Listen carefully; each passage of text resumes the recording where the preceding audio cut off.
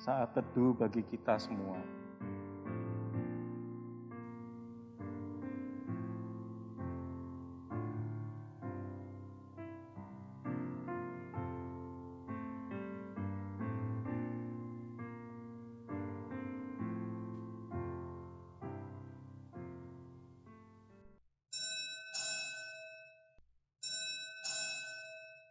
Jemaat diundang bangkit berdiri, marilah kita pujikan, kami puji dengan riang.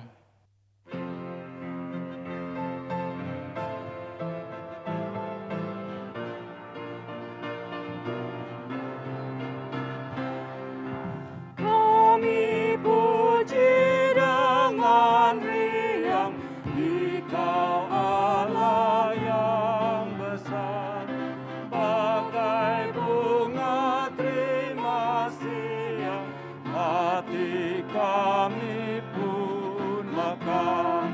Kabut dosa dan derita, kebimbangan telah lenyap, sumber suka yang abadi di sinar-Mu menyerap.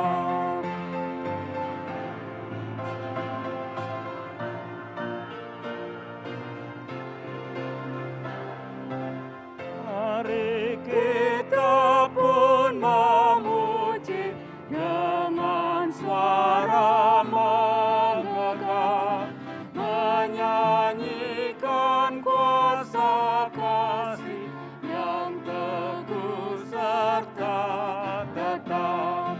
Kita maju dan bernyanyi, jaya walau diserang, ikut mengagungkan kasih dalam lagu pemenang.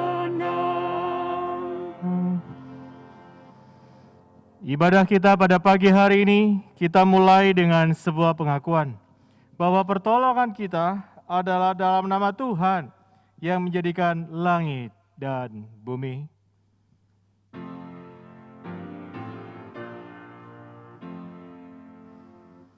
Amin.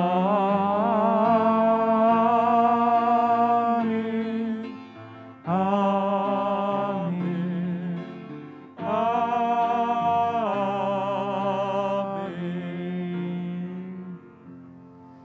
Kasih karunia dan damai sejahtera dari Allah Bapa kita dan dari Tuhan Yesus Kristus menyertai saudara-saudara sekalian.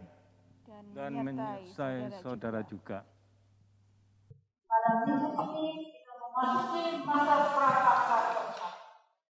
Untuk itu, di minggu ini, lilin ungu dimatikan 4. Lilin ungu menandakan tidak adanya pengharapan, dan jemaat diajak untuk menghayati kesengsaraan Kristus. Penjelasan tentang makna lilin Paskah dapat dilihat di warta gereja. Shalom Bapak Ibu Saudara. Bagaimana kabarnya? Saya berharap semuanya masih tetap semangat dan sehat. Sadar atau tidak sadar, kita harus mengakui bahwa kekuatan dan penyertaan Tuhan sampai saat ini membuktikan kasih-Nya tidak berubah. Yesus Kristus tetap sama, baik kemarin, hari ini, sampai selama-lamanya. Amin Bapak Ibu. Pagi ini kita bersyukur kalau Tuhan telah mengirimkan hamba-Nya yang setia, Evangelis Dani Nobret, untuk membawakan firman-Nya dengan tema rencana Tuhan untukku. Seperti dikatakan di Yeremia 29 ayat 11. Sebab aku ini mengetahui rancangan-rancangan apa yang ada padaku mengenai kamu.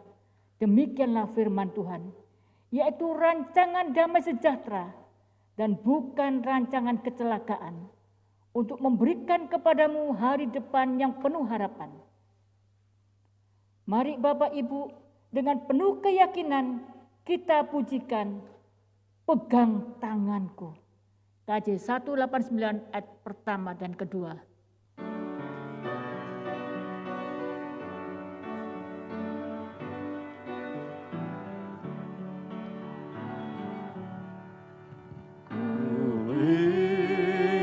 selalu dekat padamu. Ikut kau Tuhan, tiada jemu. Bila kau pimpin kehidupanku, takkan ku ragu, tetap langkahku. Oh Juru Selamat, pegang tanganku, bimbinganmu yang aku perlu. Beri pertolongan dan kuasa-Mu, oh Tuhan Yesus, pegang tanganku.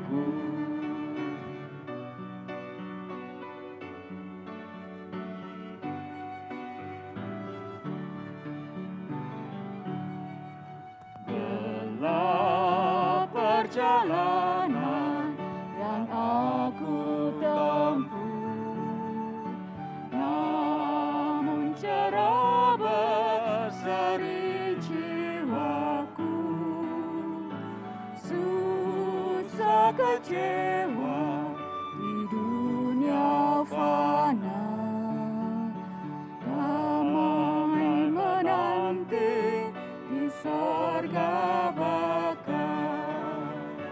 Oh Juru Selamat, pegang tanganku, bimbinganmu yang aku perlu. Beri pertolongan dan kuasa-Mu, oh Tuhan Yesus, pegang tanganku.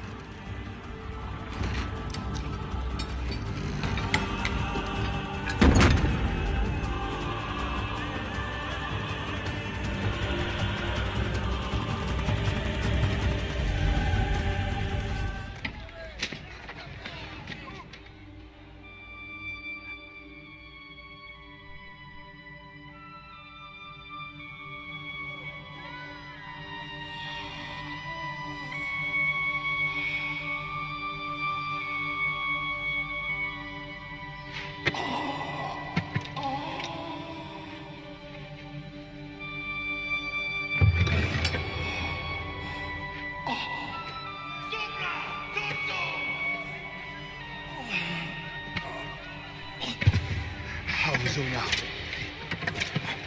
كمان.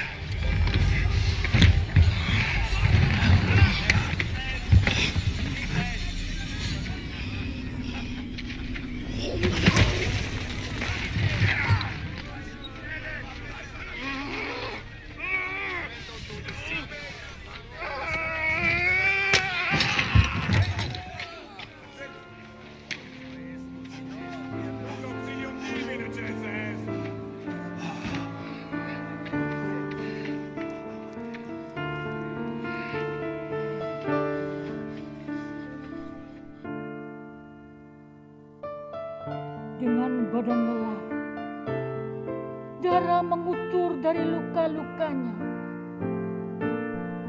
Beban salib pun terasa berat, diperberat dengan penderitaan batin, ditinggalkan oleh para muridnya, dijatuhi hukuman mati kendati tidak bersalah. Yesus jatuh untuk yang pertama kali. Tapi ditopang semangat yang luar biasa,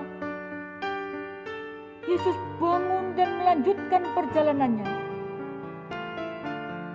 Dalam perjalanan kehidupan kita, perjuangan dalam meniti karir, menghadapi pemutusan hubungan kerja, kegagalan dalam dunia usaha, menghadapi sakit yang berkepanjangan, masalah yang tak pernah kunjung selesai. Apakah kita hanya bisa berteriak, "Tuhan, apa rencanamu bagiku?" Ataukah kita dengan semangat seperti Yesus bangun kembali dan melanjutkan perjalanan kehidupan? Perjalanan yang masih jauh menuju Bukit Golgota. Salib terasa semakin berat. Fisik Yesus pun semakin lemah. Jalanan semakin menanjak. Yesus jatuh untuk kedua kali dan Yesus bangun kembali. Yesus jatuh lagi untuk yang ketiga kalinya. Namun kembali Yesus bangun melanjutkan perjalanannya hingga akhir ke Bukit Golgota. Pengalaman kehidupan jatuh bangun, jatuh lagi dan bangun lagi, membuat kita semakin frustasi. Tetapi Yesus mengajarkan ketaatan kepada rencana dan kehendak Bapa yang memberikan keteguhan hati, memberikan kekuatan untuk tidak menyerah, untuk tidak berputus asa, menyelesaikan apa yang sudah menjadi tanggung jawab kita, baik dalam kehidupan, pekerjaan, maupun pelayanan.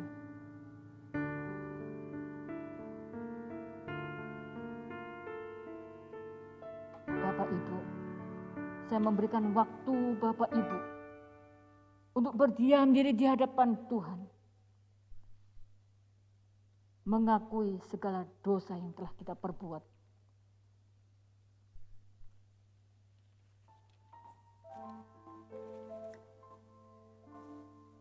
Tuhan, inilah kami anak-anak-Mu. Kami datang menghadap hadirat-Mu. Seiring berjalannya waktu, kami mudah jatuh dalam kurangnya percaya kami akan Engkau. Kegagalan hidup dalam rumah tangga, pekerjaan dan pelayanan sering kami pakai sebagai alasan bahwa Engkau menyembunyikan wajah-Mu terhadap kami. Kami menuduh Engkau, Tuhan, tidak mengasihi kami lagi. Engkau yang menciptakan telinga dan mata, seolah tak mau mendengarkan doa-doa kami dan melihat keadaan kami. Bapa, saat kami mengingat sengsara yang Kau pikul karena dosa-dosa kami, penderitaan-Mu, luka-luka-Mu, bahkan karena beratnya beban dosa seisi dunia yang Kau tanggung, membuat tubuh-Mu tak sanggup untuk menopangnya dan berdiri tegak. Berkali-kali Engkau jatuh, tapi berkali-kali pula Engkau bangun. Kerelaanmu, ketulusan kasih-Mu mampu membuat Engkau menyembunyikan derita-Mu. Tuhan, ketika Engkau mengingatkan kami untuk datang kepadamu,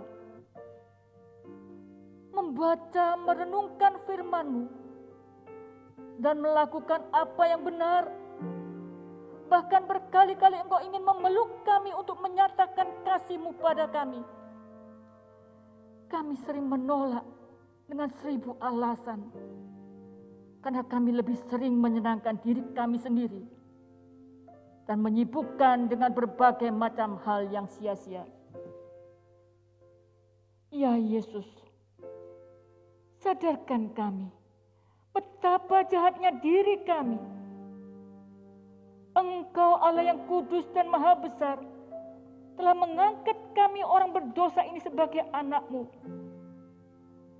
Tapi sebenarnya anak macam apakah kami ini? Oh Bapa, janganlah Engkau bosan untuk terus mengingatkan kami untuk kembali padamu. Raihlah kami, tebuslah dosa kami, buatlah hati kami rindu akan Engkau, basuhlah kami menjadi bersih. Amin.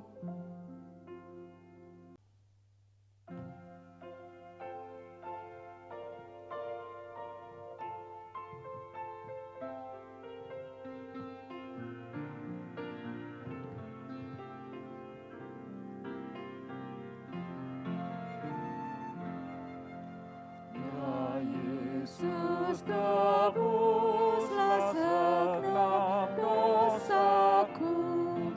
Ku rindu Kau tinggal terus di hatiku. Banyakkan berhala dan musuh keji, dan basuhlah daku menjadi bersih. Hatiku kan bak salju bersih, karena darah-Mu membasuhku bersih.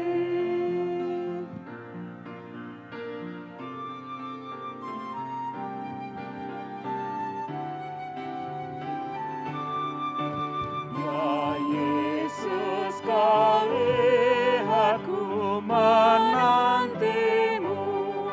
Segera datanglah dan tebus hidupku. Kasih-Mu besar, indah dan abadi. Oh, basuhlah daku menjadi bersih. Hatiku kan bak salju bersih, karena darah-Mu membasuhku bersih. Bapak Ibu diundang bangkit berdiri. Ulangan 31 ayat 6 mengatakan, kuatkan dan teguhkanlah hatimu. Jangan takut dan janganlah gemetar karena mereka. Sebab Tuhan Allahmu, Dialah yang berjalan menyertai engkau. Ia tidak akan membiarkan engkau dan tidak akan meninggalkan engkau. Demikianlah berita anugerah dari Tuhan. Salam damai.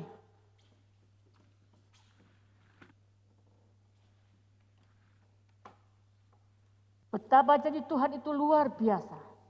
Sepanjang jalan kehidupan, Tuhan selalu menyertai kita. Di setiap musim apapun, baik suka dan duka, semua itu dipakainya untuk kebaikan kita. KJ 408 ayat pertama dan kedua.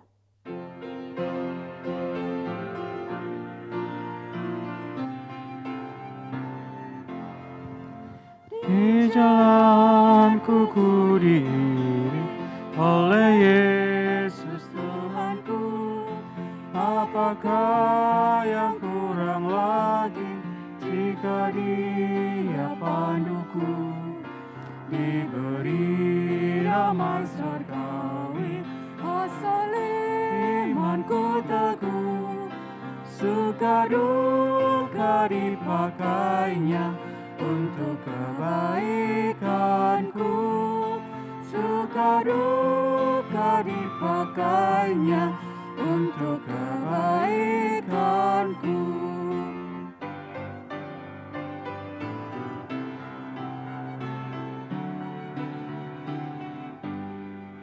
Di jalanku yang berliku, dihiburnya hatiku. Bila tiba pencobaan, dikuatkan imanku. Jika aku kehausan dan langkahku tak tetap, depanku, datang air yang sedap. Dari cadas di depanku, datang air yang sedap. Silakan duduk. Mari Bapak Saudara yang ada di rumah, kita meneduhkan hati kita berdoa. Bapa Surgawi, kami sungguh bersyukur atas anugerah Tuhan, di mana sepanjang jalan kami Engkau tetap mengiring dan tidak meninggalkan. Terima kasih ya Tuhan, Tuhan memiliki satu rencana yang besar bagi hidup kami secara personal. Adanya kami di hadapan Tuhan, kami sungguh bersyukur. Dan saat ini Tuhan, di dalam memaknai rancangan-Mu, di dalam memaknai firman-Mu, di dalam masa-masa prapaskah ini, mampukan kami untuk mengerti. Dan tidak hanya mengerti saja, mampukan kami untuk melakukan apa yang menjadi rencana Tuhan itu. Terima kasih ya Tuhan, kami hendak duduk diam di bawah kaki salib-Mu, mendengar akan sabda-Mu, berfirmanlah kepada kami semua, karena kami siap mendengar. Terpujilah nama Tuhan, hamba yang penuh dengan keterbatasan di dalam penyampaian. Kiranya anugerah Tuhan yang tetap menguatkan. Di dalam nama Yesus Kristus, Tuhan Juru Selamat kami berdoa dan menaikkan syukur. Amin. Mari jemaat sekalian kita membuka satu bagian firman Tuhan. Dari ayat pembacaan kita ada dua, tetapi yang pertama kita sudah baca di pembukaan yang tadi. Kita membaca satu bagian firman Tuhan yang terambil dari surat Efesus. Surat Efesus pasal yang pertama ayat yang ke-9. Surat Efesus pasal yang pertama ayat yang ke-9. Demikian firman Tuhan. Sebab Ia telah menyatakan rahasia kehendak-Nya kepada kita, sesuai dengan rencana kerelaannya, yaitu rencana kerelaan yang dari semula telah ditetapkannya di dalam Kristus. Demikian jauh pembacaan firman Tuhan, Bapak Saudara. Berbahagialah mereka yang mendengarkan firman Allah, yang memeliharanya dan melakukan dalam kehidupan sehari-hari. Hosiana. Hosiana, Hosiana, Hosiana.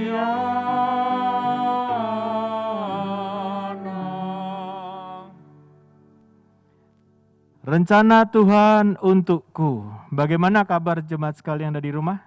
Saya yakin kita semua dalam kondisi yang seperti kemarin juga ya. Tidak ada bedanya, bahkan masih tetap di rumah. Begitu kan ya?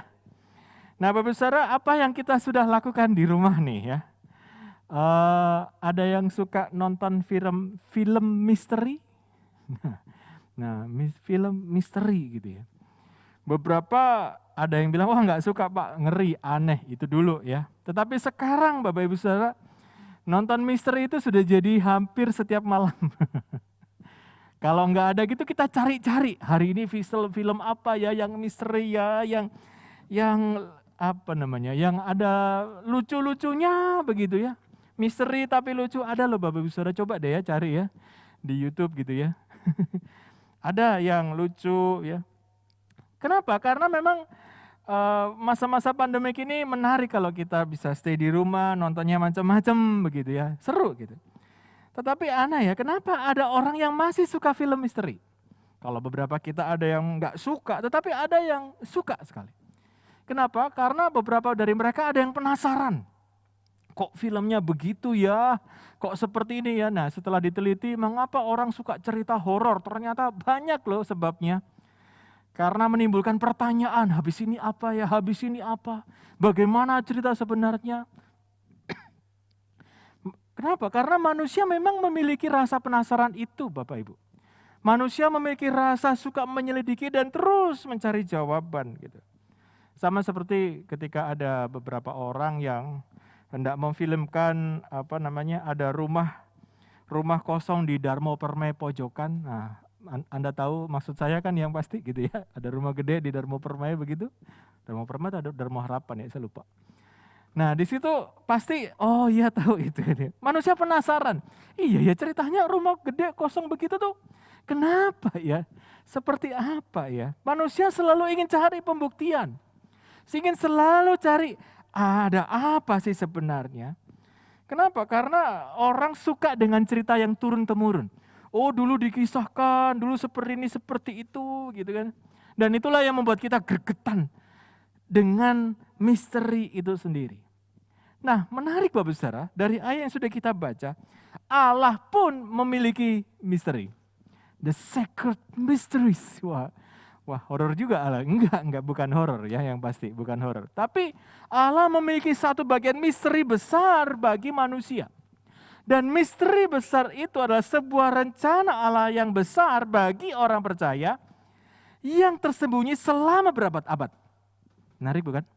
Tersembunyi secara berabad-abad. Alkitab telah menyatakan kepada kita bahwa sejak dari perjanjian lama, mulai dari di dalam Taman Eden itu, Allah sudah menyatakan satu misteri besar bagi manusia sepanjang masa manusia itu ada. Dengan berkata apa? Keturunanmu akan merumukkan kepalanya dan engkau akan merumukkan tumitnya. Itu yang namanya kita sebut sebagai proto-evangelium. Satu Injil yang sangat awal, permulaan Injil. Dan Injil inilah yang akhirnya di dalam perjanjian baru digenapi dalam diri Yesus Kristus. Sebagai satu rahasia yang besar, yang tersembunyi dari dulu dan kini terbuka bagi kita semua. Namun mari kita bertanya, mengapa hanya Kristus yang disebutkan sebagai rahasia besar dan rencana besar bagi Allah? Apa tidak ada yang lain? Kenapa harus dan satu-satunya itu di dalam Yesus? Inilah misteri dari Allah di dalam Kristus. Tapi kenapa hanya Kristus?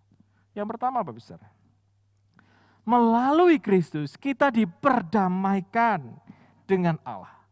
Melalui Kristus kita dibawa dengan damai kepada Allah. Bapak Saudara, kalau berbicara soal damai gitu ya, selalu dikaitkan dengan masa perang.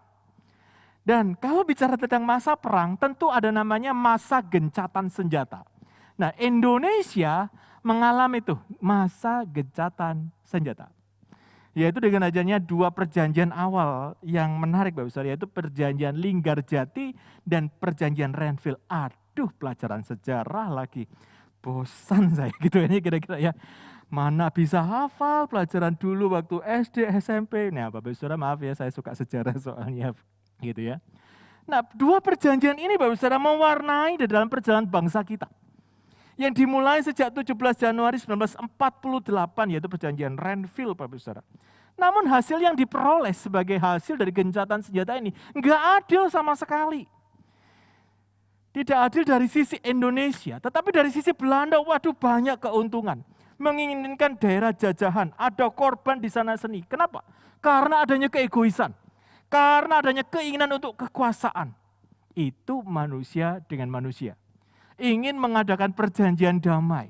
Ingin mengadakan gencatan senjata. Ingin mengadakan satu, oke ya selesai ya, tapi ada syaratnya. Ada syaratnya untuk kita bisa berdamai.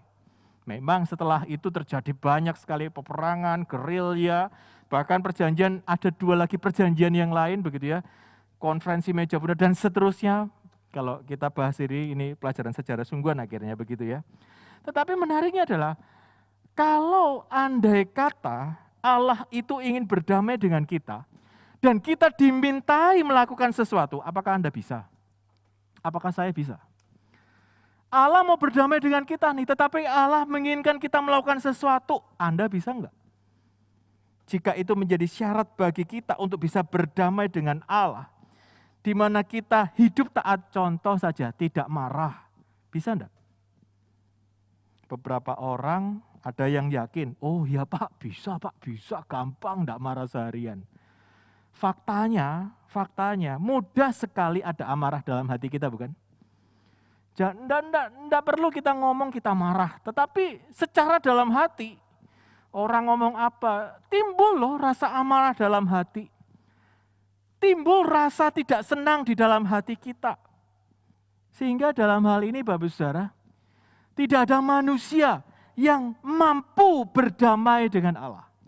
Tidak ada manusia yang sanggup mendamaikan dirinya sendiri dengan Allah. Kenapa? Karena tidak ada kebaikan di dalam diri manusia. Seandainya ada yang baik pun, kebaikan diri manusia itu hanya sebuah kain kotor di hadapan Allah. Maka hanya satu dan satu-satunya yang mendamaikan kita dengan Allah, yaitu Yesus Kristus. Karena dengan penyaliban Kristus telah memungkinkan manusia itu bisa diperdamaikan dengan Bapa. Sebuah rencana yang sudah ditetapkan sejak masa permulaan zaman. Itulah misterion, itulah misteri, itulah rahasia yang dirindukan oleh banyak bangsa. Itulah rahasia yang sudah dirindukan oleh banyak angkatan. Tetapi kepada angkatan yang terdahulu tidak diberitakan rahasia terbesar ini. Tidak diberitakan, tetapi sekarang dinyatakan di dalam roh bagi kita. Bapak Saudara, Yesus kini menjadi pusat sejarah dunia. Kerinduan bangsa-bangsa yang melaluinya Allah membangkitkan orang-orang mati, memperbarui segala sesuatu. Dan Injil menyatakan bahwa realitas kerajaan Allah sudah datang di dalam Kristus. Dan rahasia ini disingkapkan sebagai pendamaian Anda dan saya dengan Allah. Dialah yang dikorbankan bagi Anda dan saya untuk didamaikan dengan Allah, untukmu dan untukku.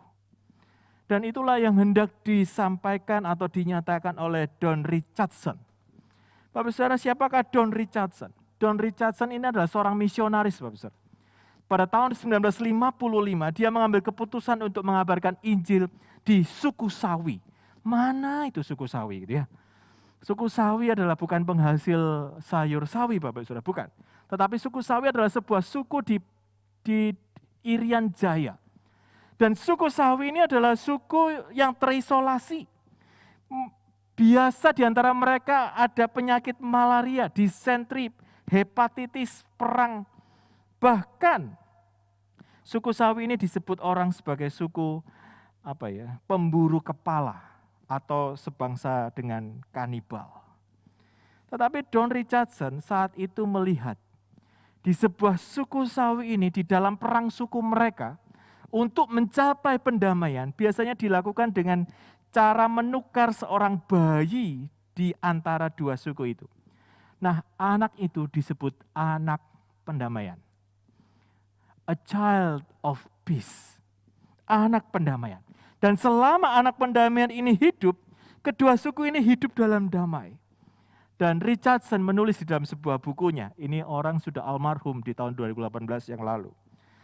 Richardson menulis, jika seorang laki-laki mau memberikan anaknya sendiri kepada musuhnya, maka orang itu dapat dipercaya. Nah, gambaran inilah yang disampaikan oleh Richardson sebagai analogi atas pengorbanan Allah dengan memberikan anaknya yang tunggal kepada dunia ini untuk memperdamaikan. Sehingga saat itu orang Sawi mulai memahami pengajaran tentang Kristus yang menjelma ke dalam dunia menurut Injil. Sehingga melalui peristiwa itu banyak orang desa Sawi atau suku Sawi itu memeluk kekristenan. Sehingga ada namanya perjanjian baru dalam bahasa Sawi. Dan itu sudah diterbitkan. Bapak Saudara, hanya di dalam Kristuslah kita didamaikan dengan dirinya sendiri. Di mana kasih Allah yang begitu besar hanya diberikan kepada kita, bukan kepada yang lain. Dan inilah yang diingat oleh seorang yang teringat akan sebuah puisi yang tercetak di kartu. Sebuah kartu diberikan oleh temannya, dan orang ini dengan sukacita membaca kata-kata yang barusan dia ingat. Kata-kata ini ditemukan tertulis di dinding sel di penjara sekitar 200 tahun yang lalu. Tidak diketahui kenapa napi itu dipenjara. Namun juga tidak diketahui apakah kata-kata itu asli atau jika telah mendengarnya di satu tempat, dan telah memutuskan untuk meletakkan di tempat di mana dia dapat diingat akan kebesaran kasih Tuhan. Apapun situasinya, dia menulisnya di dinding penjaranya, yaitu sel itu. Pada waktu dia meninggal dan orang-orang yang bertugas mengecat ulang selnya terkesan dengan kata-kata itu. Sebelum kuas mereka melenyapkannya, salah satu pria mencatatnya dan karenanya diawetkan. Dialah Frederick Lehman, seorang pengusaha California yang cukup sukses pada waktu itu. Tetapi oleh karena sesuatu bisnisnya hancur dan dia dipaksa untuk menghabiskan jam kerjanya sebagai pekerja kasar. Bekerja di rumah pengemasan di Pasadena itu. Saat-saat dia bekerja, memang bukan lingkungan yang ideal untuk menuliskan lagu cinta. Tetapi saat itu adalah lingkungan yang dipilih Tuhan untuk digunakan. Lehman adalah seorang Kristen yang bersuka cita atas keselamatannya. Dia begitu tersentuh atas khotbah hari Minggu itu tentang kasih Tuhan, sehingga dia tidak bisa tidur pada malamnya. Keesokan harinya, Lehman saat mau berangkat ke tempat biasa dia bekerja, dia mulai menulis sebuah lagu yang mulai menyatu di kepalanya dengan tema cinta Tuhan. Dan hari ini kita bisa melihat kata-katanya Lehman itu di dalam kidung pujian kita. Kidung pujian NKB 17. NKB 17, agunglah kasih Allahku. Itu menyatakan betapa besar kasih Tuhan. Meskipun ada banyak hal yang terjadi, tetapi kasih Tuhan itu begitu luar biasa. Dan hari ini kita coba menyanyikan sama-sama ya. NKB 17.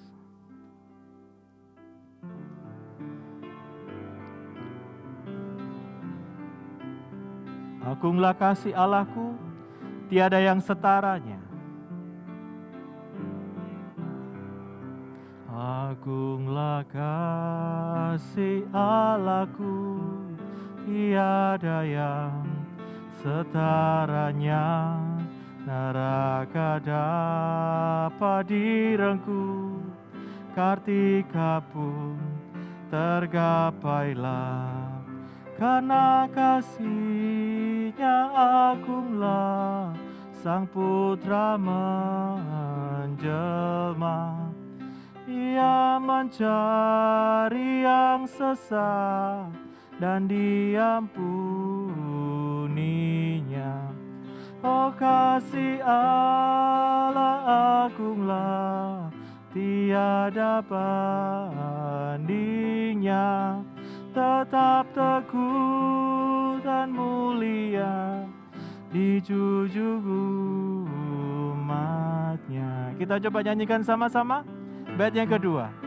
Apabila zaman berhenti dan tata dunia pun lebur, meskipun orang yang keji telah menjauh dan terkepung, namun kasih-Nya tetaplah teguh dan mulia.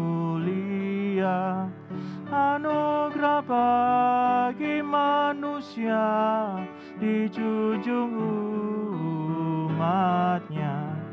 Oh kasih Allah agunglah, tiada bandingnya.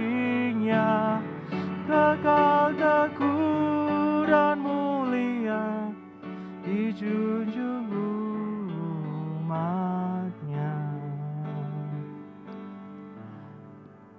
Terima kasih Bu Bernis. Sungguh luar biasa bukan?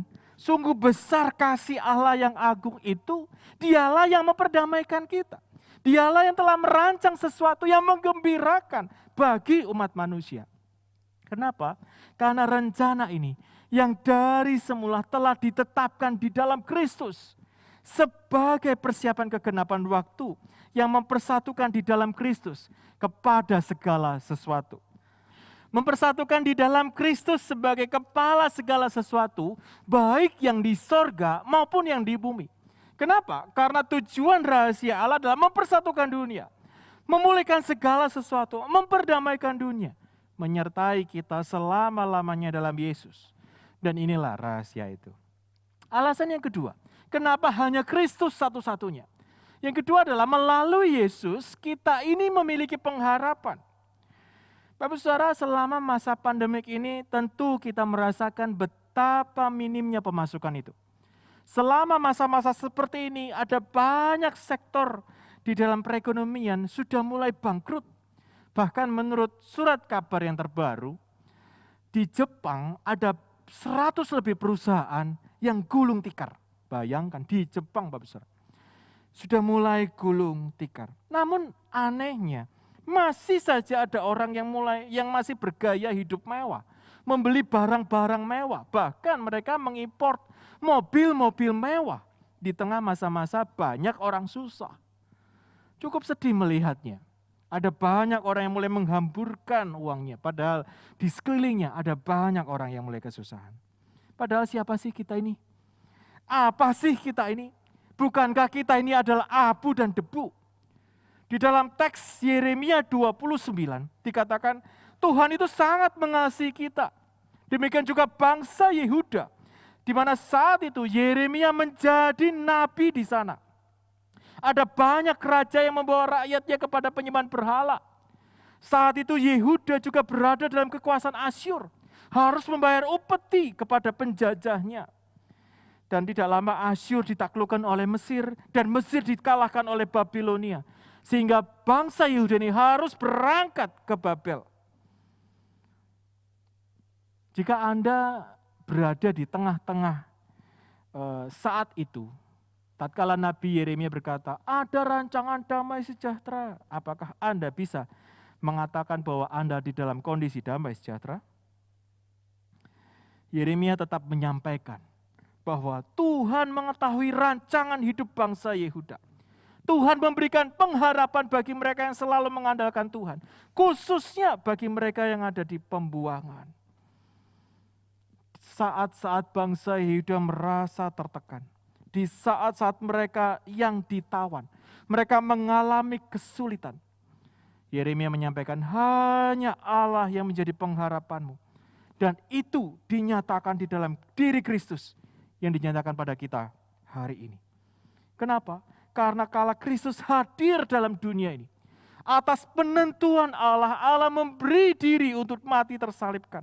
Ini adalah hikmat Allah yang tersembunyi dan rahasia yang ada sebelum dunia dijadikan sudah disediakan Allah bagi kemuliaan kita. Dan itu semua Paulus sampaikan, di mana kepada kita yang telah mengenal Kristus, kita mengenal satu pengharapan kekal. Tidak seperti mereka, orang banyak saat itu yang hanya disampaikan dalam bentuk perumpamaan. Yesus berkata di Matius 13 ayat 11. Jawab Yesus, kepadamu diberi kasih karunia untuk mengetahui rahasia kerajaan sorga, tetapi kepada mereka tidak. Lukas 8 ayat 10, lalu ia menjawab, kepadamu diberikan karunia untuk mengetahui kerajaan Allah. Tetapi kepada orang-orang lain, hal itu diberitakan dalam perumpamaan. Supaya sekalipun memandang, mereka tidak melihat. Sekalipun mendengar, mereka tidak mengerti. Dan hal itu, rahasia itu, dinyatakan di dalam sejarah. Yaitu sebuah rahasia penyelamatan dari Allah. Sebuah kabar baik dari Allah. Dan pusatnya ada di dalam diri Kristus. Pusatnya ada di dalam diri Kristus yang diberikan kepada setiap orang yang percaya.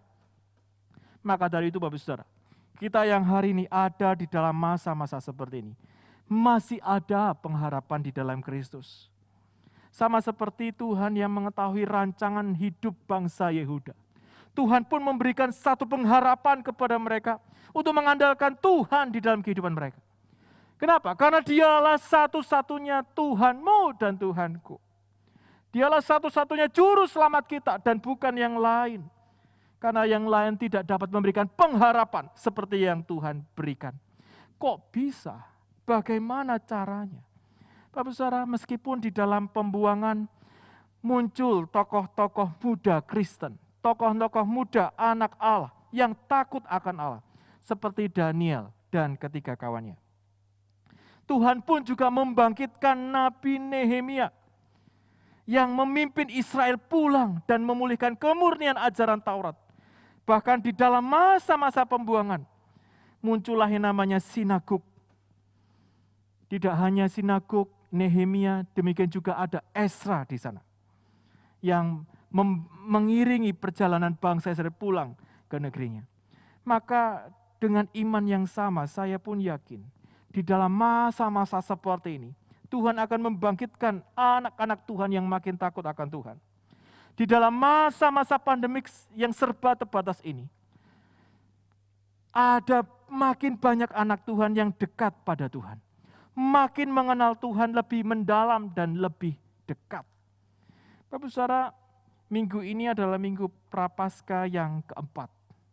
Selama masa raya Prapaskah melalui akun YouTube GKI Wiyung Royal Resident, kita dibawa lebih dekat dengan Kristus.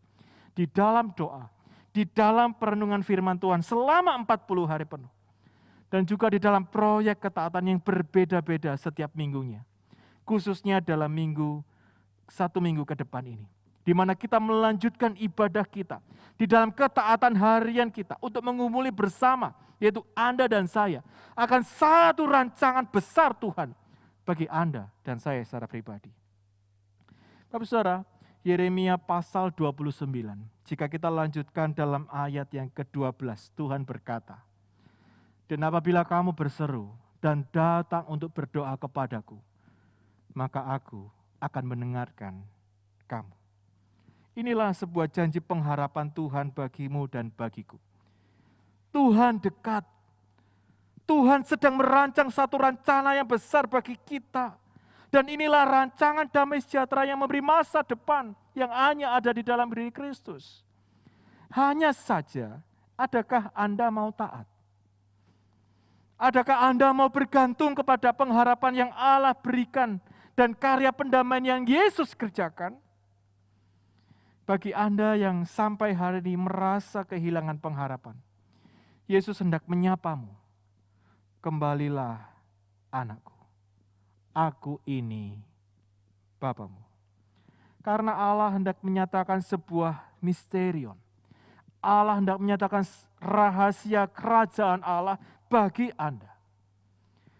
Yesus meskipun jatuh berulang kali, Ia masih belum menyerah sampai mendapatkan Anda kembali kepadanya melalui dirinya disalibkan. Darahnya, Allah memiliki rencana besar bagi Anda. Namun, maukah Anda membuka hati saat ini? Mari kita berdoa. Bapa kami di surga,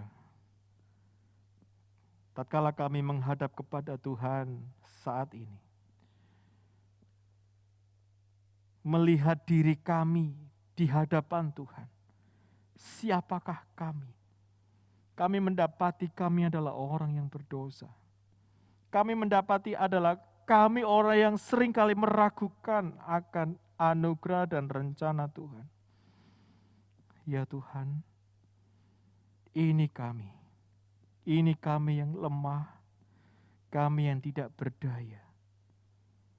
Namun hari ini kami bersyukur atas firman-Mu yang memberikan satu rencana besar bagi hidup kami melalui diri-Mu sendiri sebagai Tuhan dan Juru Selamat kami. Terima kasih atas karya pendamaian-Mu. Terima kasih atas pengharapan yang Tuhan berikan dalam hidup kami. Terima kasih ya Tuhan, kami membuka hati, kami ingin taat, kami ingin terus berjalan denganmu. Pimpin kami ya Tuhan, sesuai dengan kehendak-Mu. Terpujilah nama-Mu, ini kami, ini hidup kami. Kami naikkan di dalam nama Tuhan kami, Yesus Kristus. Amin.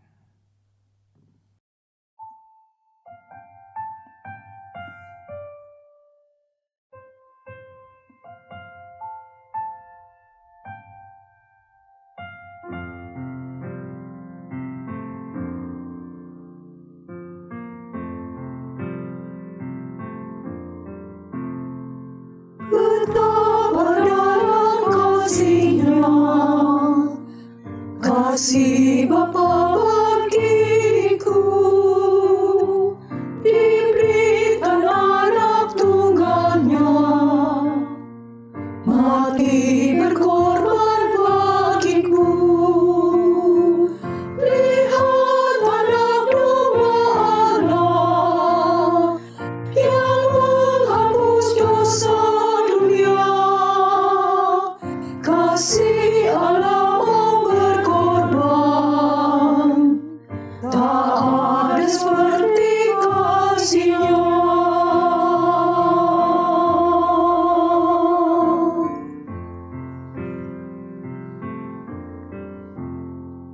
Betapa dalam kasih-Nya, kasih Bapa bagiku, diberikan anak tunggalnya, mati berkorban bagiku. Lihat anak domba Allah yang menghapus dosa dunia. Kasih Allah mau berkorban, tak ada seperti kasih-Nya.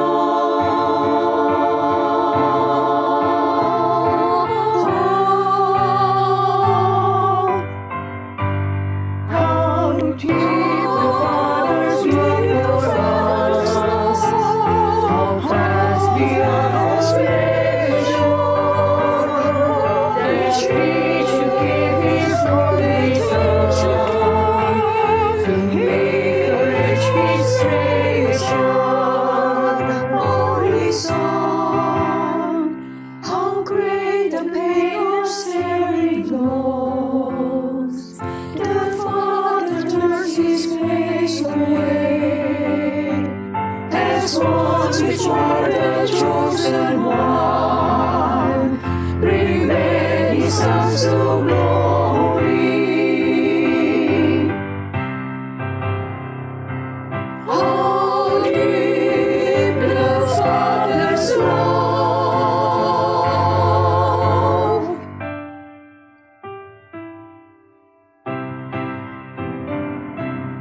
His love for us.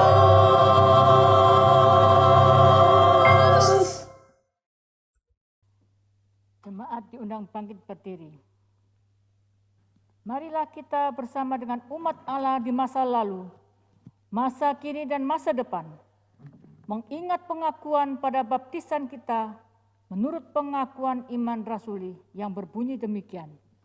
Aku percaya kepada Allah, Bapa yang Maha Kuasa, Khalik langit dan bumi, dan kepada Yesus Kristus anaknya yang tunggal Tuhan kita, yang dikandung dari Roh Kudus, lahir dari anak darah Maria, yang menderita sengsara di bawah pemerintahan Pontius Pilatus, disalibkan, mati dan dikuburkan, turun ke dalam kerajaan maut.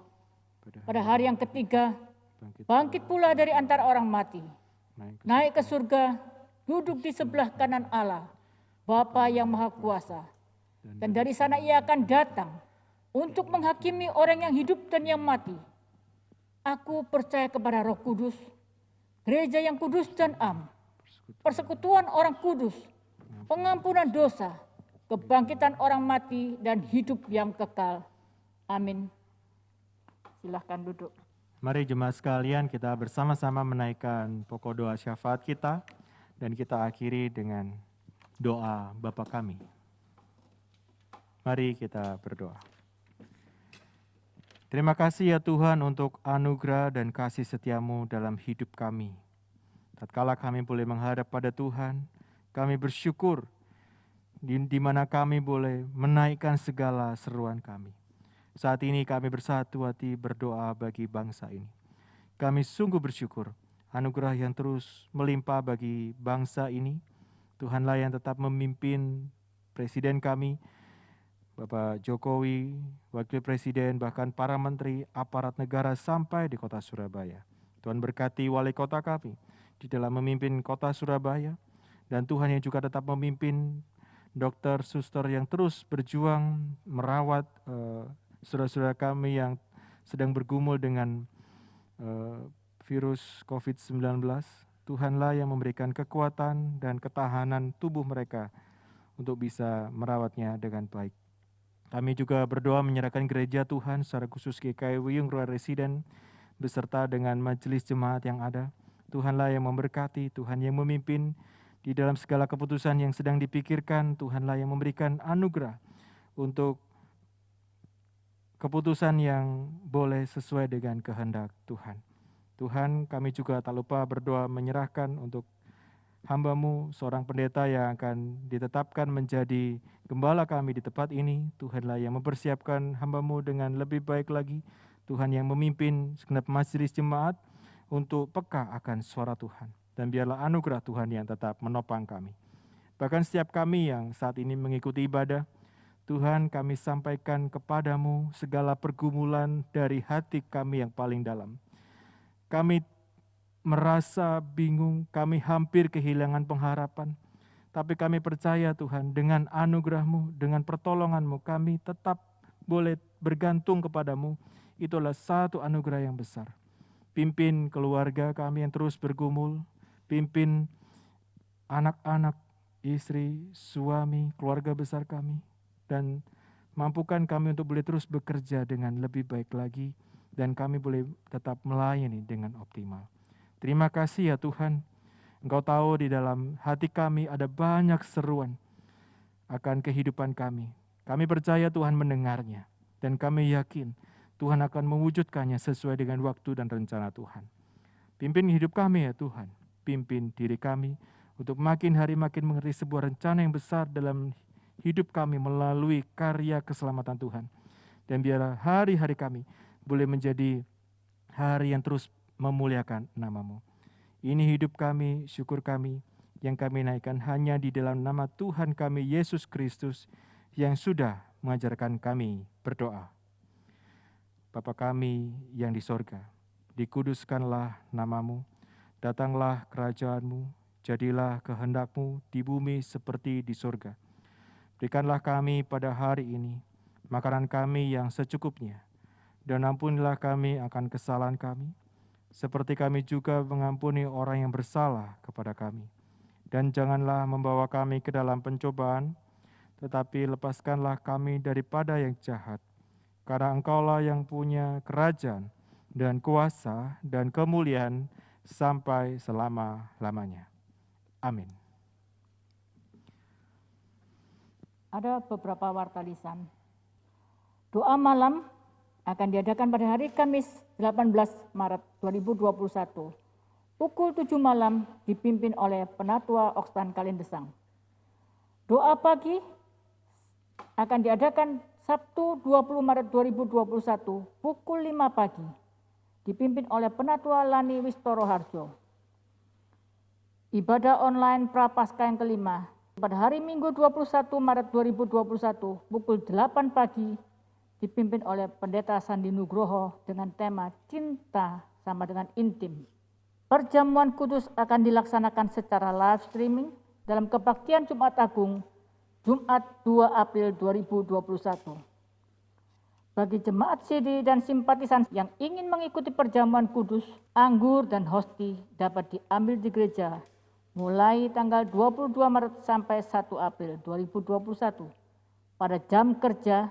Dan bagi jemaat yang tidak dapat mengambil, dapat menghubungi kantor gereja. Sensura Morum atau persiapan perjamuan kudus untuk jemaat akan dilaksanakan pada ibadah Minggu 28 Maret 2021. Ibadah live streaming dan ibadah onsite akan diadakan pada Jumat 2 April 2021 dan Minggu 4 April 2021. Ibadah ini dapat dihadiri oleh jemaat yang rindu untuk hadir beribadah di gereja dalam jumlah terbatas. Jemaat yang akan hadir wajib mendaftar terlebih dahulu melalui nomor WA atau telepon ke nomor. Untuk menjadi perhatian, kuota kehadiran jemaat dibatasi sebanyak 40 orang.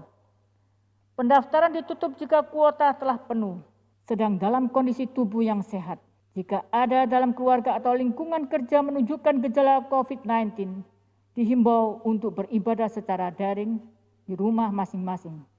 Wajib hadir dengan menggunakan masker dan face shield. Jemaat yang telah mendaftar tetapi kuota telah mencukupi atau penuh akan dimasukkan dalam prioritas kehadiran di ibadah live streaming berikutnya. Jemaat berusia di bawah 15 tahun dan di atas 65 tahun dihimbau untuk mengikuti ibadah live streaming secara online dari rumah masing-masing. Bina pranikah bagi jemaat yang akan melangsungkan pernikahan di tahun 2021 dapat mengikuti bina pranikah yang akan diadakan di GKI Residen Sudirman dan GKI Pondok Chandra Indah. Info selengkapnya dapat dilihat pada warta jemaat. Gerakan kasih. GKI Wiyung akan membagikan sembako bagi jemaat yang membutuhkan. Partisipasi dapat berupa uang atau barang. Barang yang dibutuhkan dapat dilihat pada layar berikut ini. Bagi jemaat yang terbeban dapat menghubungi Bapak Wuri.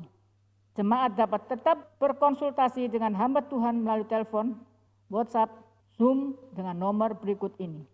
Pada hari ini akan dikumpulkan persembahan Paskah untuk mendukung rangkaian kegiatan dalam masa Prapaskah sampai Paskah. Mohon jemaat dapat mempersiapkan. Persembahan dapat dilakukan melalui berangkas gereja setiap hari kerja, mulai pukul 9 pagi sampai pukul 6 sore, atau transfer ke BCA atas nama GKI Wiyung. Nats persembahan diambil dari Lukas 6 ayat 38. Berilah dan kamu akan diberi. Suatu takaran yang baik, yang dipadatkan, yang digoncang dan yang tumpah keluar akan dicurahkan ke dalam ribaanmu. Sebab ukuran yang kamu pakai untuk mengukur akan diukurkan kepadamu. Mari Bapak, Ibu, Saudara, kita memberikan dengan hati yang rela dan bersyukur.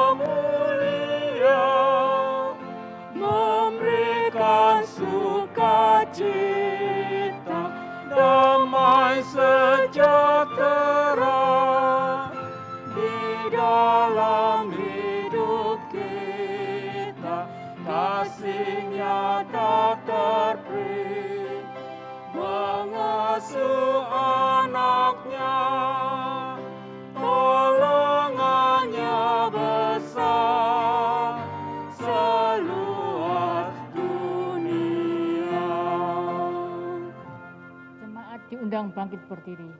Mari kita tunduk di hadapan Tuhan. Tuhan, kami bersyukur untuk firman-Mu. Rencana Tuhan untukku sudah Kau paparkan. Kasih-Mu yang tak terhingga sudah Kau buktikan. Ya Bapa, ampuni kami. Kalau kami belum mampu dan sampai kapanpun kami tidak akan pernah mampu membalas kasih-Mu. Sama seperti Engkau mengasihi kami.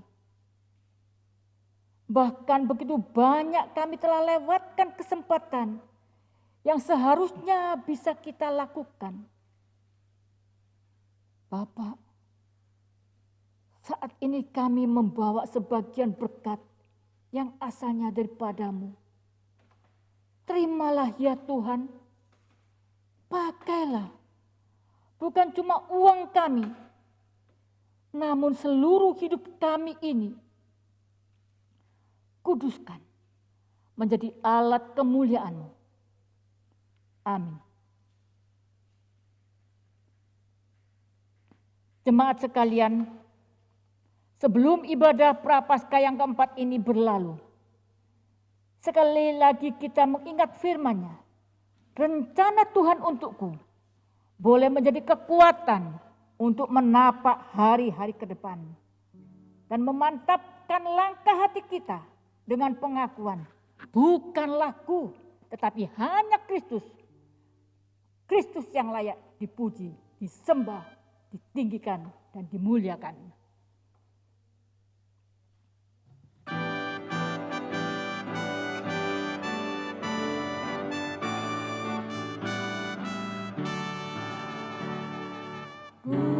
Bukan aku, tetapi hanya Kristus layak benar dipuji, disembah. Bukan aku, tetapi hanya Kristus patut tetap dimuliakanlah. Tuhan, diriku telah Kau raih, Kau hapus dosaku. Tiada yang lebih permai, Kau hidup dalamku.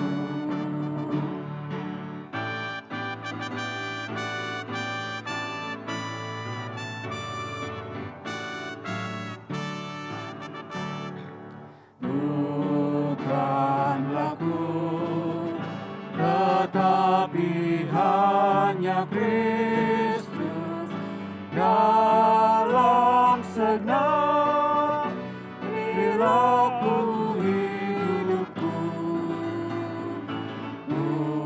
Bukanlah ku, tetapi hanya Kristus dalam segenap ucapan tingkahku. Tuhan, diriku telah Kau raih, Kau hapus dosaku. Tiada yang lebih permai, Kau hidup dalamku. Saudara dan saya memiliki sebuah rencana yang besar dari Allah di dalam Yesus Kristus. Dan oleh karenanya kita diminta untuk hidup bagi Kristus.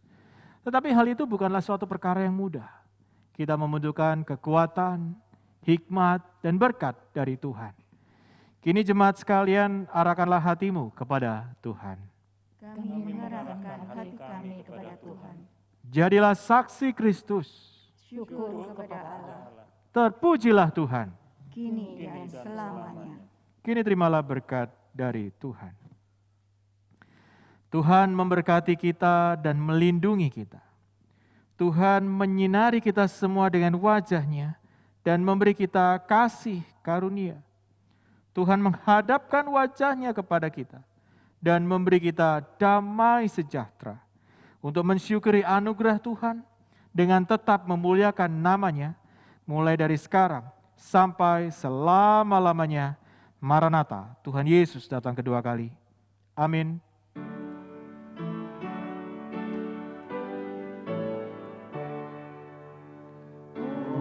Hosiana